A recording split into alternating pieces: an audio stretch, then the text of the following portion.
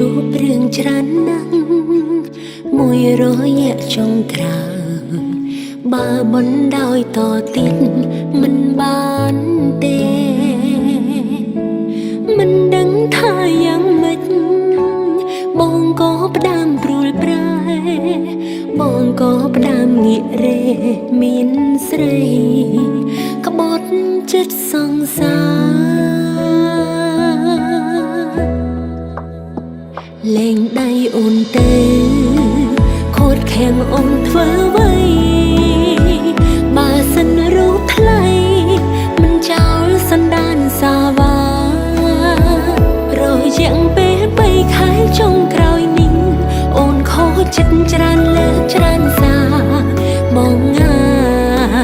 ដងលែងអូនទៅបើនៅបន្ត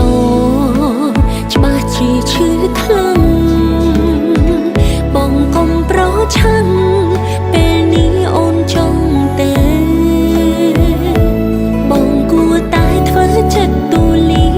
ព្រមបើកចិត្តហើយព្រមបើកផ្លូវពេលនេះលែងមានអ្នករំខានពើទៀតហើយ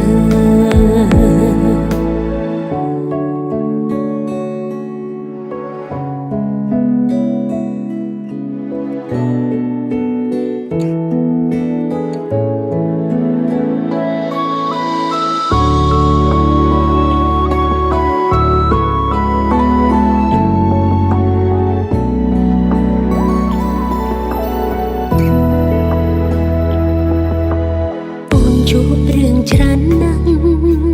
មួយរយៈចុងក្រោយបើមិនដោយតទៀតមិនបានទេ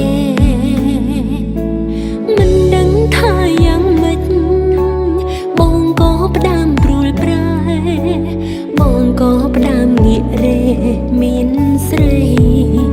ក្បត់ចិត្តសង្សារលែងដៃអូនទៅខូចខាំងអូនធ្វើអ្វីបើសិនរូបថ្លៃមិនចោលសន្តានសាវារយៈពេល3ខែចុងក្រោយនេះអូនខូចចិត្តច្រើនលើកច្រើនសារបងដងលែងអូនទៅបើនៅបន្តច្បាស់ជាឈឺខ្លាំងបងកុំប្រឆាំងពេលនេះអូនចង់ទៅបងគួរតែធ្វើចិត្តទូលី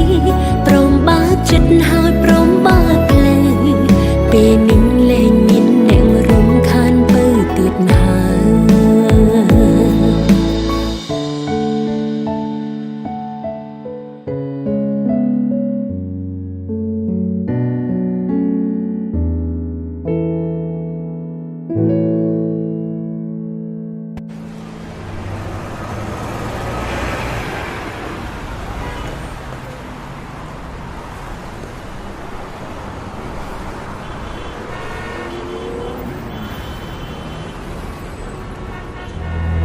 លែងដៃអូនទៅខូចខាំងអូ